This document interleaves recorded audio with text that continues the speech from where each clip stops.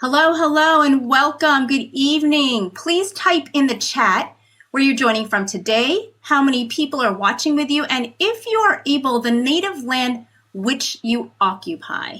And if you do not know that information, you can go to native-land.ca and find out.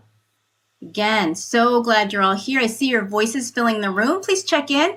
I already see that we have Liz from Westchester, Illinois. Welcome. Thank you. Timothy from Orlando, Seminole Territory. Kathy from upstate New York, Lenape, Delaware lands. John Combs from Rockville, Maryland. Timothy, who else?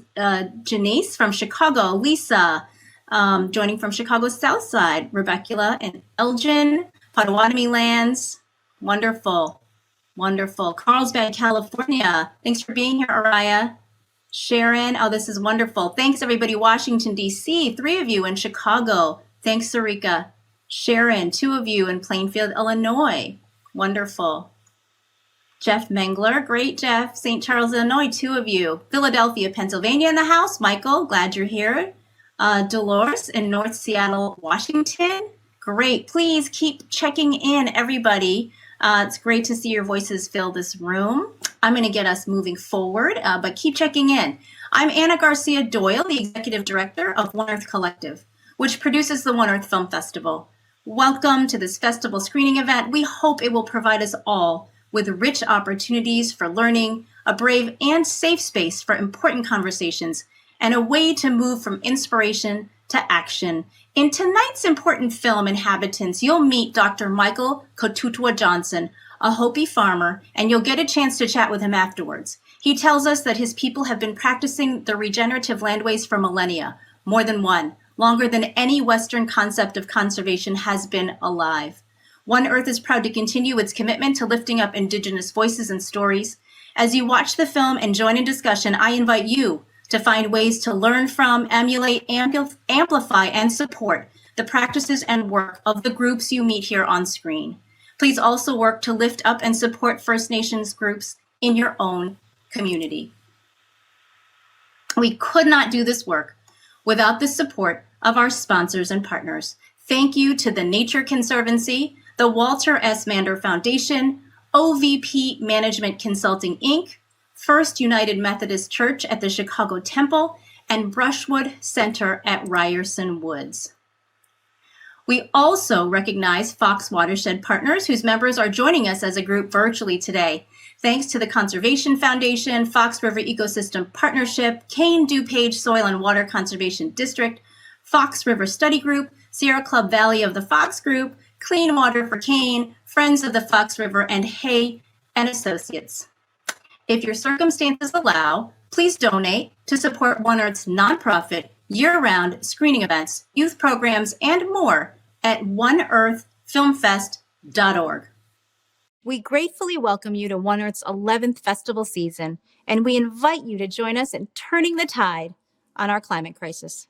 The festival uses the power of film to create a sea change on topics of environment and those intersected with environment, like racial, social, and economic justice. This year, we've adapted a hybrid format where all screenings are virtual, with some accompanying in-person events taking place in the Chicago area. Whether live or virtual, we remain committed to our unique model of gathering in community to raise awareness of the issues, engage in dialogue, and be inspired to act. A powerful image and call to collective action in light of this year's festival theme, Turn the Tide, are the words of Japanese writer Ryanosuke Satoru. Individually, we are one drop. Together, we are an ocean. Our event will take place in 4 parts. Soon, we'll introduce you to some folks who will help us have a rich discussion after the film. Then, we'll watch the film together. After the film, we'll unpack its themes in a facilitated dialogue with our panelists. Please use the chat to share your thoughts, ideas, or questions. We'll end by sharing concrete actions you can take to be part of the solution. These suggested actions come from our panelists and action partners. I'd now like to make a few brief acknowledgements. The first is that, as we reframe narratives around justice, environment, and equitable solutions to our climate crisis, We acknowledge the many filmmakers, film subjects, facilitators, and panelists joining this and other Fest events. Thank you. Your wisdom and experiences help us spark and sustain actions for the protection of our One Earth and for the just treatment of its resources and its people. The second acknowledgement is that One Earth Collective is based in Chicago, the traditional homelands of the Council of the Three Fires, the Odawa, Ojibwe, and Potawatomi nations, and home to many other tribes, including today, peoples from over 100 tribal nations. Despite this, there are currently no federally recognized tribes in Illinois, due in part to colonization, relocation, and genocide.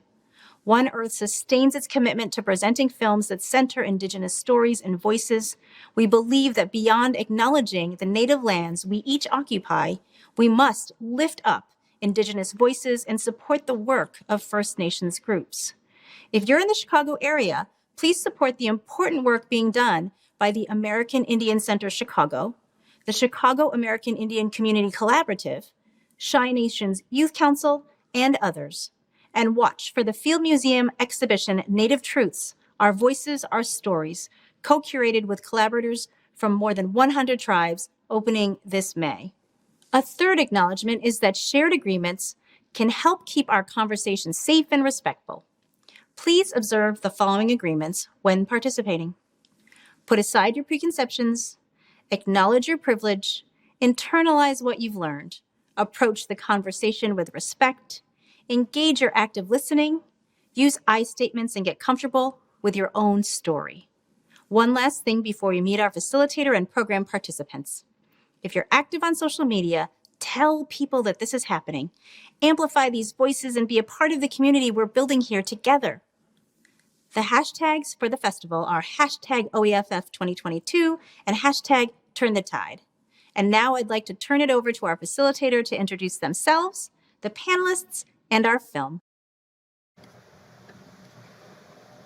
Thanks, Anna. Hi, everybody. I'm Susan Lucci. This is my 10th year facilitating the fest. It's my favorite week of the year. And I'm so excited because tonight we're doing just what Anna mentioned. We are lifting up and centering Indigenous voices thanks to this beautiful film. So what a great night we're going to have. I have an amazing panel that I'm going to introduce to you very soon. Thanks to our wonderful tech team. This is a hybrid event and we're accompanied by folks at an in-person Chicago area screening at First United Methodist Church at the Chicago Temple. I also want to welcome folks joining us virtually from the Fox River Ecosystem Partnership. So hello, everybody. Hi, this is Margaret from the Chicago Temple, First United Methodist Church of Chicago. We're thrilled to host Inhabitants tonight for the One Earth Film Festival. We'll see you then. Good evening. I'm Jessica Mino with the Conservation Foundation. We are excited to be co-sponsoring this event with the Fox River Ecosystem Partnership and our Fox Watershed partners. Enjoy the show. Beautiful. Thanks to all of our wonderful sponsors. So I'd like to invite us to turn off distractions so we can really be present together for the next few hours. And let's begin by taking a deep breath together. An inhale and an exhale. When we do that together, we become co-conspirators in this work together. And because place and how we inhabit place is so critical to the film tonight, I also want to deepen our awareness into our place.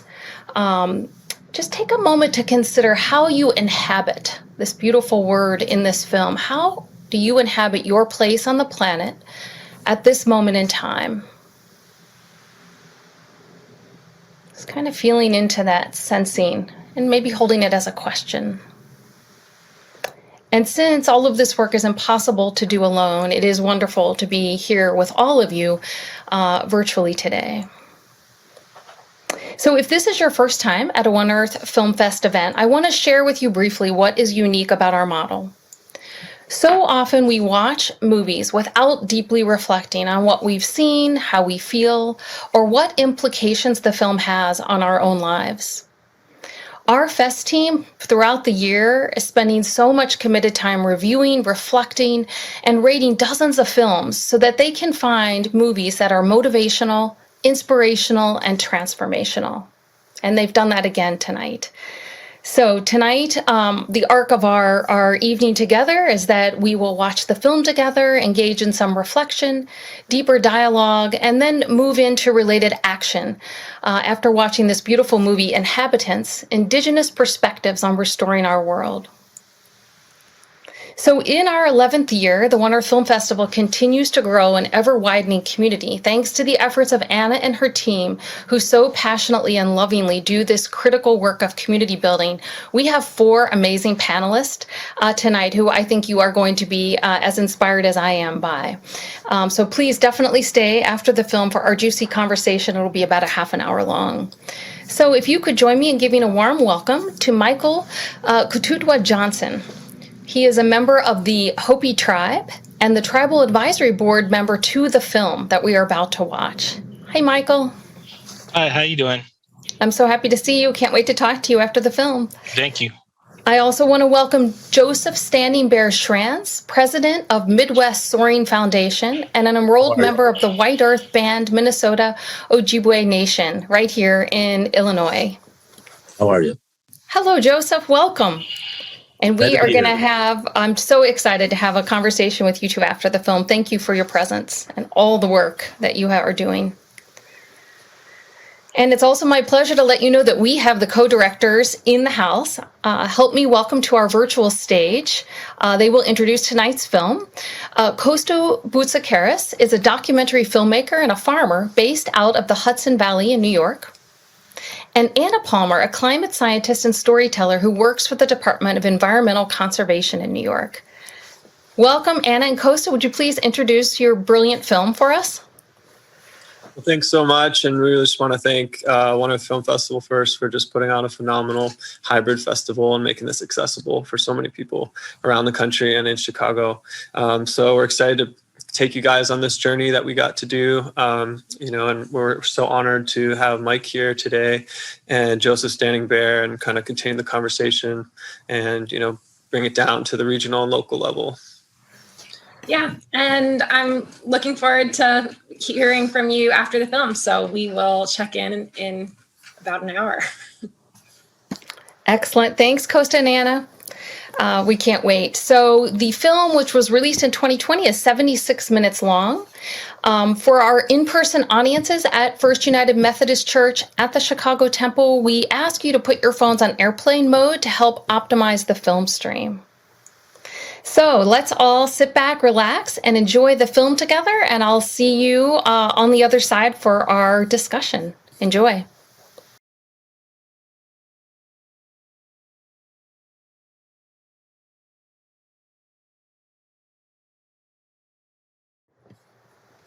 Hi, everybody. Welcome back. Hope you'll stay with us for about another half an hour for an engaging conversation with our panelist. What scenes, people, or lines in the film stood out to you? So many. I've seen this film a few times now, and each time another line of wisdom, another insight, another something that breaks my heart and also that I fall in love with. We don't fight fire, Sarah says. Aryelan says, Timothy, the Europeans who colonized America, the Kingdom of Hawaii. They're coming in fast. I'm losing them now. The loss of identity. Learned the importance of smoke. Thanks, Linda. What a powerful film. Should be mandatory film for all those studying agriculture, Timothy says, and all those serving in the EPA and those all those trained as firefighters. Thank you. Fire is our relation. We have to work with it. Millennia versus 75 years. Thanks, Garrett. I'm with you. Smokey the Bear in a new light, says Donna. Yeah, so great. Thanks for those. Go ahead and continue to use the chat, folks. And as you have questions and comments, I'll try to weave them into to our conversation. So I'd like to to remind you who our panelists are, so you can be thinking about your questions. We have the co-directors here. We have Costa Boutsikaris, is a documentary filmmaker and farmer based out of the Hudson Valley in New York. And Anna Palmer, a climate scientist and storyteller who works for the Department of Environmental Conservation in New York. So Costa and Anna will be here to answer some questions. And yeah, talk about storytelling. Wow, did you gather an amazing group of storytellers. We also will engage in conversation one of the stars of the film, Dr. Michael Kotutwa Johnson, a traditional Hopi dryland farmer whose people have been planting in the desert Southwest for over 250 generations. You heard that. Do the math if you haven't already, millennia. He received his PhD in the School of Natural Resources and the Environment at the University of Arizona, and he recently joined the faculty there to help establish their Indigenous Resiliency Center. Can't wait to hear more about that, Michael. And finally, we'll have Joseph Standing Bear Schranz, founder and president of the Midwest Soaring Foundation and enrolled member of the White Earth Band Minnesota Ojibwe Nation. He's also one of Illinois' most visible activists on Native American issues. All right, great. So again, go ahead to our audience. Feel free to populate the chat with your questions. If I could start engaging Costa and Anna about this beautiful film, and thank you so much for such a powerful film lifting up Indigenous voices, one of our missions here, and yours too. I heard repeatedly this advice to look for and accept guidance from elders. And I'd like to start with, how did you discover and begin to relate and engage with the various storytellers in the film? Anna and Costa. Yeah, thanks, Susan. I think the quote from Lee Hillman is, look for and accept guidance from Indigenous people, which is such great advice. And I think that the way that we started seeking out that type of wisdom was just from having conversations with a lot of different Indigenous community members that were doing really important projects on the ground. And something that I had the opportunity in my academic work, getting to go to conferences and have these conversations with people, something that kept coming up was that there wasn't enough media representation or financial support or recognition of all of these really important projects that are happening. And one thing that we could do to help would be filming them to amplify their voices so that there is would be more recognition out there. Yeah, and so this project from the beginning has been a really huge collaborative effort. As you mentioned, Michael's been a big part of this, being a tribal advisory board council and having people from the film really be on the editing team, getting to look at cuts and feedback. And so we kind of work from people kind of really from the beginning, asking the questions of, how do you want these stories told, and who should we speak to, and when should we come? So much of documentary filmmaking is about when you're there, at what time in the year, because a lot of these different stewardship practices have these really key moments throughout the year. So it was a lot about kind of making friends and really gaining trust with different community members, and then kind of learning a lot about when's the best time to be here, and then kind of being guided by who we should speak to, and just really working with people closely over, about 4 years total. So, yeah. Wow, that's great. Yeah, I absolutely wanted to hear about that collaborative relationship building, because I think that's something we all need to learn. And what I heard was curiosity. I think I read an interview with you all, and I would assume that directors are in control, right? And it seemed that you had to kind of flip the narrative on that in order to have folks trust you to tell their stories. Heard that a lot of that questioning. Yeah, I think this is a very different kind of documentary in a lot of ways. A lot of documentary film traditionally, they really don't involve the people who they're shooting in terms of any of the editing or looking at it or having any feedback in how the story's told. And this is just a totally different project, because from the beginning, we really reached out to a few people Anna had met through the academic conference space, who were talking about really wanting to see their projects documented. And so from kind of starting from there and building out and saying, well, how do you want it shot? And how does the story be told? And what's the archival footage and the photographs that you think kind of help best elevate that? And, I think it took us more years than maybe it would have if we just kind of got some footage and ran home and did it ourselves. But the point of this was really to kind of create a collaborative effort about how do we get these stories out there. And, there's also this part about helping communities archive things that are happening and elders' voices. And the Karuk tribe, for example, has a protocol where they ask that you copy all of the footage and the photographs you take onto their library's archive, and you leave it with them. So we were really learning also about how to be, if you're outside a community, you're coming in, can you help build their own archives as a kind of collaborative media effort? So there's different things we've kind of been learning, and it's just a learning process for us about how to be helpful with media. I love that. Thank you so much.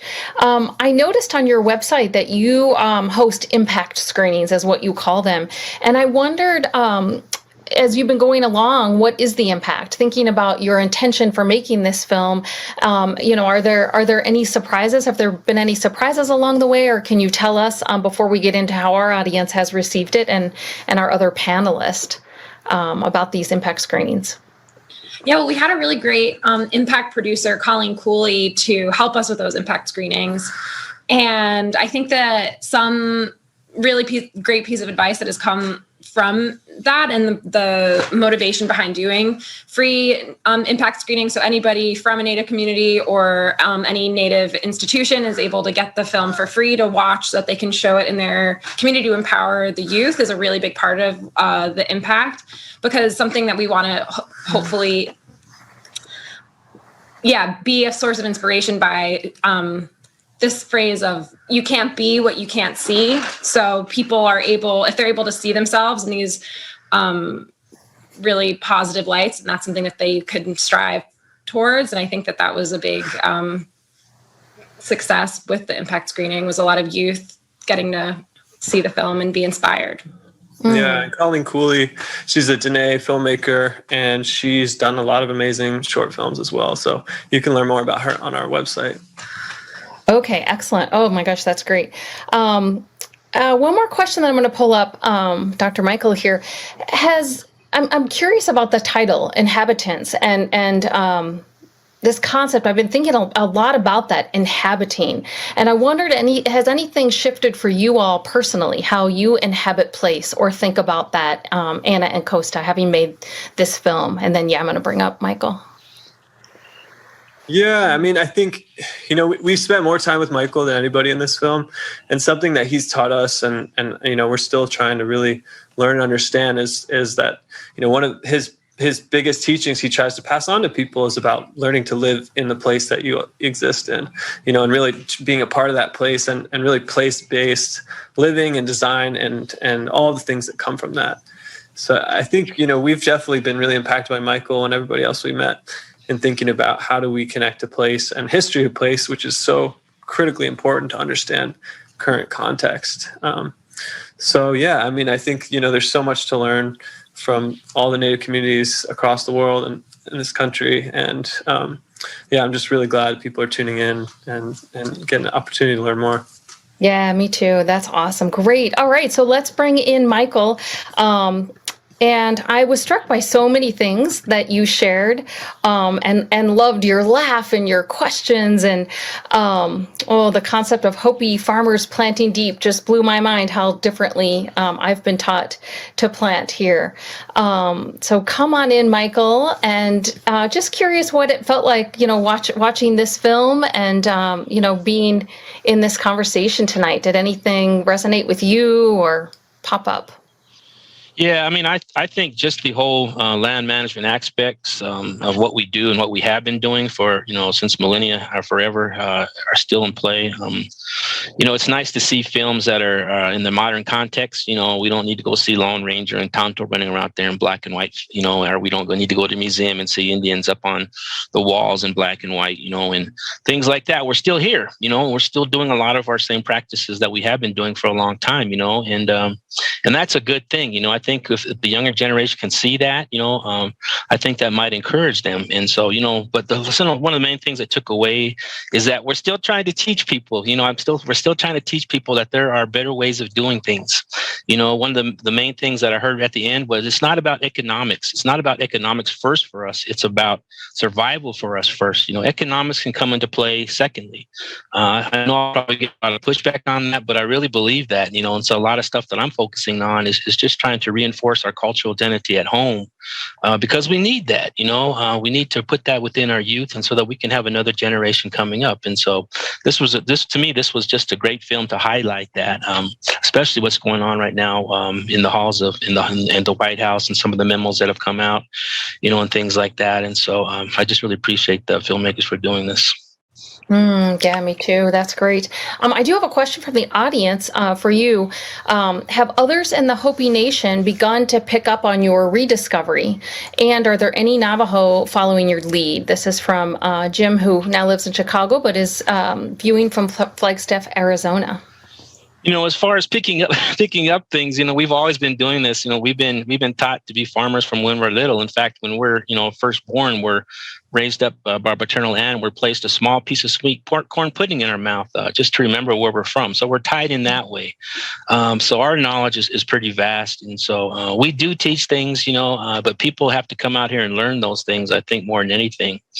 And so what we do with ourselves is kind of like our own knowledge, our own Hopi knowledge, just like every tribe has their own knowledge. And so I'm just trying to ways to basically enforce it within my own people. And we have a lot of different programs out here, a lot of grassroots organizations, like Hopi Tutsa Permaculture and the Not When You Found Foundation by the Hopi Foundation. I mean, we have these grassroots organizations out here that are helping do that and bringing, the young people out to the fields to help us when we need it as farmers. And so, yeah.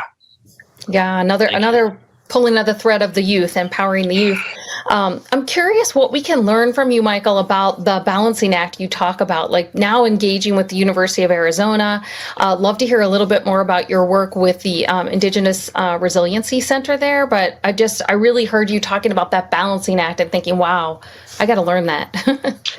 But it's really tough for me because, like I said, I don't want to be accused of exploiting my culture, anybody's culture. Mm-hmm. I just want to bring recognition to what we're doing is very powerful. And so, but it is a challenge sometimes. You notice that I really don't talk about ceremonialism or any of the spiritualism that we have out here at Hopi, because that's really our own personal business, right? And so I try to keep that off the radar at the same time. But at the same time, I also know that it's our faith. Our faith is our number one driver into why we farm every year, because if we didn't have faith, we wouldn't farm. I mean, for example, last year we had a drought, and a lot of us got together and we said we're only going to plant about 1/8 of our field because of the drought conditions. And lo and behold, like in August, after my seed was sitting in the ground for about 3 months, and it came up, and I was able to get a crop. Now, if I didn't have faith, I would not be able to. I wouldn't have had a little crop, And so it's really what I'd call a faith-based agricultural system. And so I think you'll get a lot of that from a lot of Indigenous people too. And so, but what we have as a tribe and what we have as a people is kind of like our own personal beliefs. And to me, those just aren't best talked about. And so, yeah. Thanks. Yeah, I have a note here. I wanted to ask you about your the role of faith in farming and the We Are the Water project. And also I was touched by that, the practice of humbling ourselves. I think those are all really great learnings for especially we white people that are wanting to begin to listen and relate and really learn this long time wisdom. Thank you. Yeah, beautiful. Okay. We will in a little bit start to move folks into action and thinking about our own action. That's one of our clearly stated purposes at the Film Fest. And right here in Illinois, we have an incredibly persistent activist on Native American issues. So I'd like to welcome in Joseph Standing Bear, who's also interested in supporting the next generation of leaders. Joseph, if you could come on in and tell us, I think you had a reaction, a response to the film, and then I'd love to hear about Soaring, and if you could tell the audience what Soaring stands for and represents. Well, my first comment is well done on the movie. Great show. I really appreciated it. And the two words to me that mean a lot are both begin with R, reverence and respect. And I think that's key to what we're trying to teach here is that feeling that our people have for the earth and how we fit into it. Soaring stands for Save Our Ancestors' Remains and Resources Indigenous Network Group. That's quite a mouthful there. but we do a lot of different things for different people. One of the things we did recently, we raised a bison herd for a number of years, and we gave 29 bison to the Cherokee Nation December 18th of 2020. So that was our way of giving back to the four-legged nation. What was good about that, those bison that we had came from many different sources, so we had a good genetic stock that went over there. And trying to inspire our young people is what we're trying to do, that they take part and care about the earth. So what we did, I think it was year 2000, there's a big plant and flower show in Chicago called the Navy Pier Flower and Plant Show. Right. And the growers spent a lot of money down there. And we had all volunteers. We had a native village, waterway, native plants in full bloom. And we won the top 4 awards. So that was my way of teaching our young people, not having a lot of money, we could still be the winners with that, which we were. And it was quite an experience to be a part of that. Soaring during the years has probably saved around 2,000 acres of Illinois of sacred sites. I've been very busy with that, notably Plum Island by Star Rock. We worked with Pat Quinn, and being part of the Interstate Indian Council gave me the opportunity to travel across the nation, including Hawaii, to see some of the different problems that most of our tribes have. And although some are similar, some are not, so it gave us an understanding of that. Soaring is very active protecting sacred sites, burial mounds, and that kind of thing over all these years. We have our headquarters is located in Lockport, Illinois. We're on 133 West 13th Street. And in the near future, we're working on a different environmental cultural center, which is kind of really important to our people. It's part of the McKee House, Churchill Woods.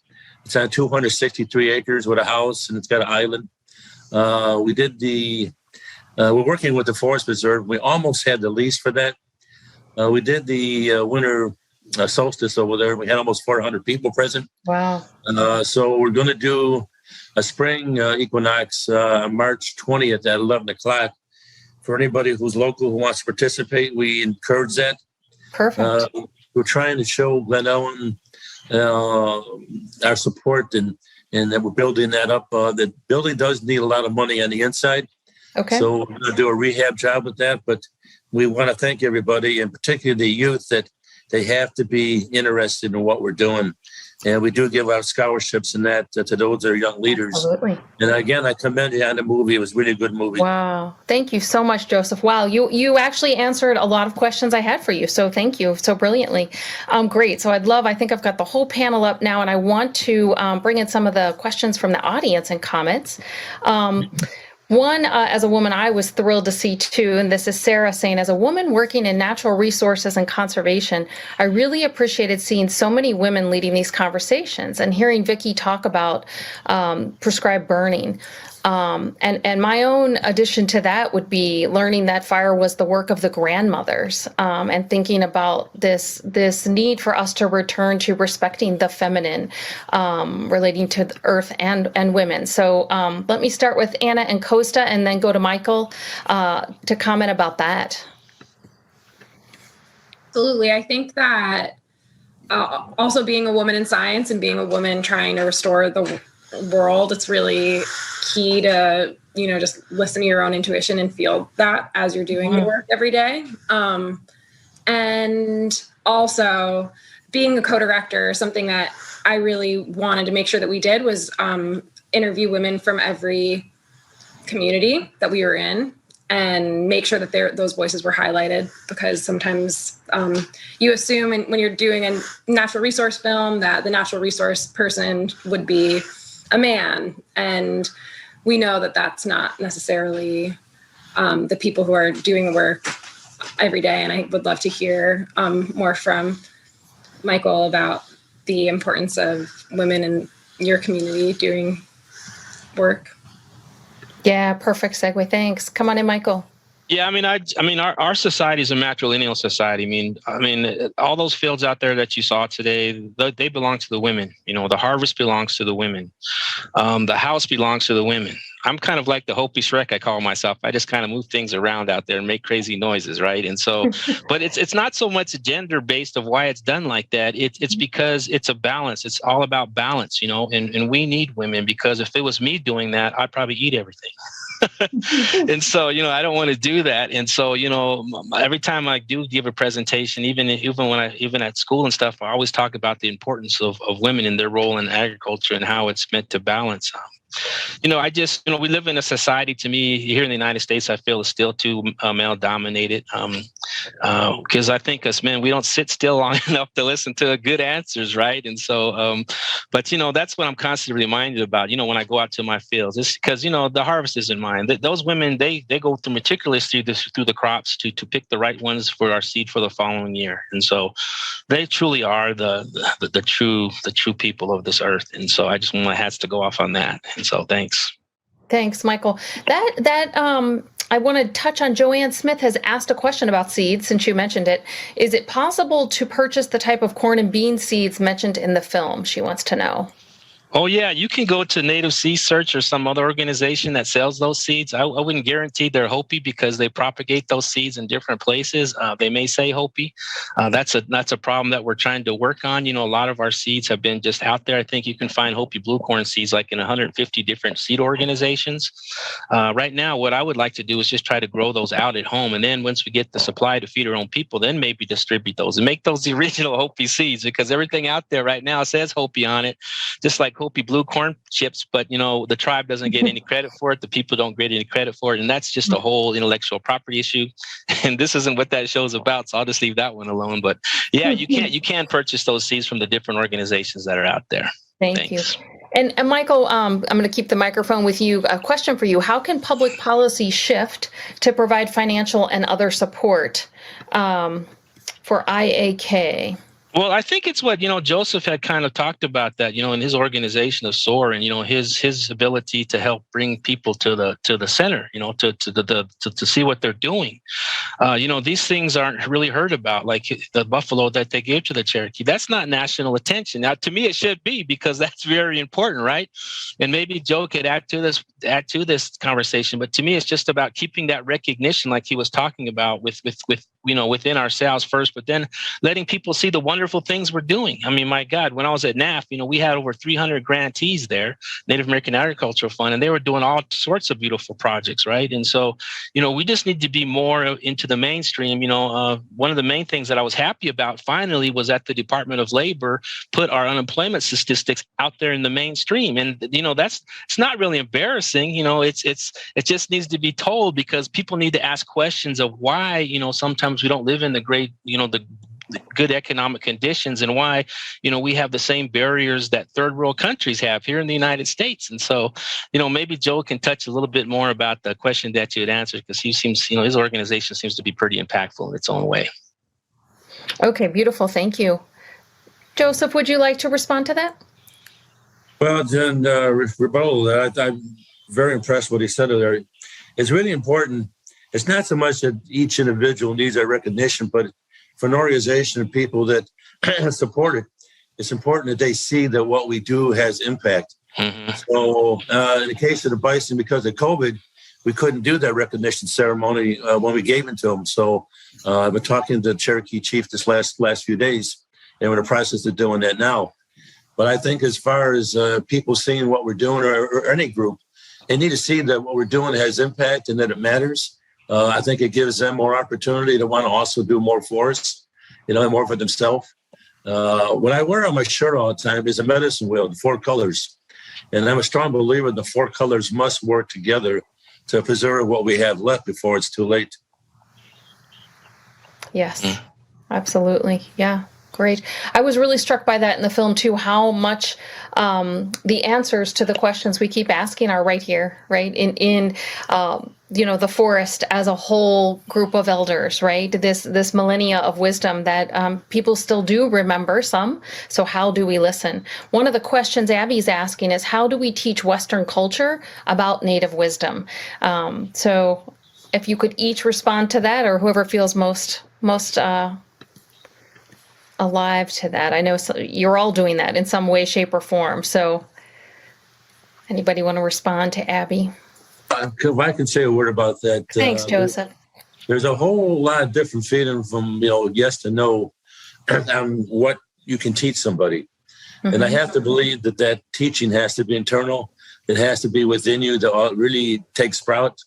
You can be an example, and hopefully you might reach somebody's with that, And I heard many times from our people, some people don't want to teach because it's tribal knowledge, and some do. My personal belief, if I can help somebody in the world be a better place, I don't mind teaching most of the things. I think it's a good thing to be more aware of our surroundings and different culture and different people. So I'm for teaching. Yeah, and I'll kind of echo Joseph's sentiment on that. When we have our ceremonies out here, we just don't pray for ourselves. We pray for everybody. And that's the most important thing. And as far as trying to combine the Western ways and the Indigenous ways, that's kind of a real hard thing to do. Because it's just that we still kind of don't understanding, and sometimes things aren't meant to be learned right away, right? And so, but what I can do is I can maybe share some of my value systems that come along with what I've learned, and put the person back on the right track, because, we're all looking for some sorts of identity. I always tell people when they ask me that question, well, man, I would like to be like you Indians and stuff like that. And I'm like, well, you need to figure out who you are first, lock into yourself, and then come after me, then look at me, because the whole self-discovery process is figuring out where you're from, where your tribe was at. If it's in Germany, wherever it may be, find out what you did a long time ago. Unfortunately, they have ancestry.com, and I just look at my corn, and that's my little ancestry.com, because we migrate it from down south. So when I see it down there, I kind of have fun with that. But but in some ways, I wish people should figure out who they are in all kinds of ways, and that really helps. It really helps a lot, and you can teach yourself all the way. I'm just here to help, and as much as I can. But thanks a lot. Yeah, beautiful. That's great. So to move us into action, and I see Anna and Costa, you unmuted, so I'll start with you. But Rebecca is saying, what can we urban dwellers do in our daily lives to support biodiversity and more sustainable agricultural practices? So let's open this up to all of you. Is what are some actions that we can take tomorrow? Starting tomorrow. So Costa, come on in. Yeah, so at the beginning of this event, Anna, the woman running the event, mentioned, nativeland.ca. Yes. I think that's absolutely an important place to start, to really get a sense of the history of the place, but also the modern context of whose land you're on, and what are their efforts currently, and how can you connect and maybe support that community. And something we've learned that we've really tried to keep with us from a woman activist, Dene woman named Lila June. She says, the best thing to say is, can I help, if at all? And it's really, I think we have a problem in our culture being presumptive that we are here to always be helpful to everyone. And I think it's really important to, really just check in to see if your help is needed first, and, maybe what can that help be. And so I would definitely say, you use that mapping tool, figure out where you live, really understand the history of that place first, and do the reading first before you kind of approach and interact with the community, and then see if there's public events or other ways to support and donate. And, Michael and Joe could speak to this a lot better, but just as people from outside the communities that we worked with, there's definitely something we really tried to focus on. I love that. So 2 essential questions so far. Michael's giving us, who am I? Find out who are my people, and then you're inviting us, who about the place piece, the Inhabit. And what about sharing the film, Costa and Anna? While I have you, is Karen is asking, she'd like to share the film with her son-in-law and friends. Can they download it after tonight? Will public libraries have access? What's the best way to get our friends to see the film? Yeah, so the film we're still doing festivals, so it's mostly in film festivals right now. But if you have a library or university, you can ask them to get the film for you. So if you are in any school, institution, or library, you can request the film and they'll get it for you. And if you are connected to any Native schools or organizations, they have access to the film if they just reach out through our website as well. Beautiful. Yeah, your website is great too. Okay, great. So what actions can folks take? Michael, what else would you add? And then I'll go to Joseph, and then we'll have a slide that kind of will give you, the audience, these links. Oh, I can't hear you, Michael.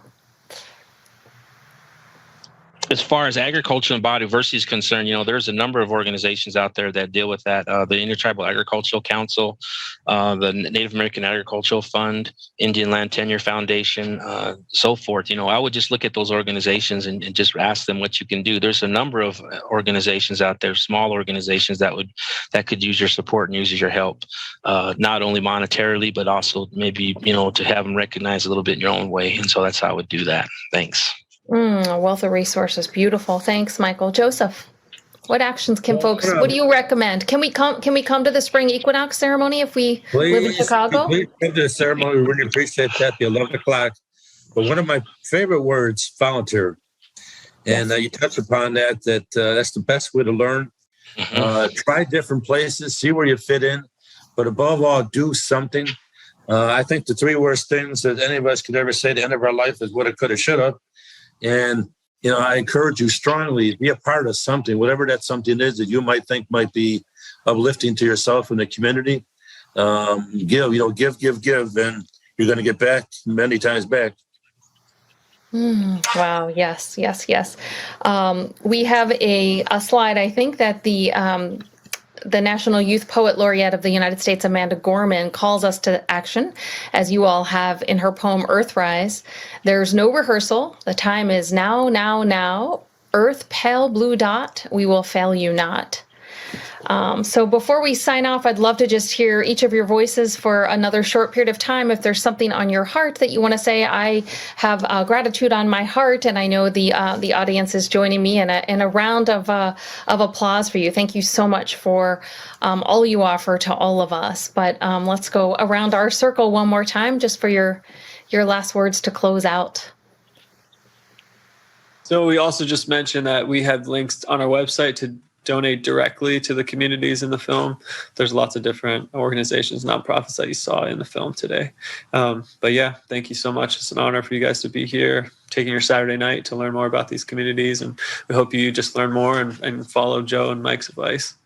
Yeah, thanks, One Earth. It was great to be here with you and Joe and Mike. Oh, thanks, Costa and Anna. Beautiful. Michael. Yeah, I always like to say, I always just like to say, love yourself, man. That sounds kind of 70s, but just to love yourself, I think the most important thing is that, and that's pretty much what I can say. Love yourself, and and try to love each other too. That's what makes the world go round. And so that's about all I have to say. But thanks a lot. Yeah, thank you. Beautiful. Thank you, Joseph. Well, I would simply say that in today's world, with so many problems we seem to have that never seem to stop, particularly with the war threatening and COVID and whatnot, that, as you just said, take time for ourselves, to tell people you love, you care about them, participate in ceremony, be part of a community. That's one of the strongest things we can do is have community, and don't let these times depress you where you can't function properly, to rise above that. Oh my gosh, beautiful. Thank you. Thank you. Deep bow of gratitude to each of you. We will now have a slide that will have some of these action items, and I invite you, the audience, to think what you're going to commit to, what kind of action. So many wonderful ideas here. If you could put them in the chat, we could read some of those off. I would invite you speaking to the call of community. We have a book group to continue the conversation that I'll be facilitating starting next week on this beautiful book, All We Can Save. Lots of different readings and great sparks for conversation. And one of our intentions is to continue building community. So you're all invited to join that. We will email you, and once our team catches up on their sleep, a recording of this event along with the chat and the slides and the resources, so that you'll have all of this to take away. So let's see about my chat team. Do we have any actions folks are committing to that I can share? Yes, Michael, you may. To all of you, thank you to the panelists. Please enjoy. And okay, great. Nothing yet from the audience. What do you feel compelled to do as a result of watching this film, reflecting a little bit, hearing this beautiful dialogue? Would you like to help us turn the tide is our theme this year. So maybe you need a little more time to reflect. It's late on a Saturday night, and I know we want to wind up here as well. So to learn more about our panelists, you'll get all these resources. If you can help us by spreading the word about our film fest, we have the final day tomorrow.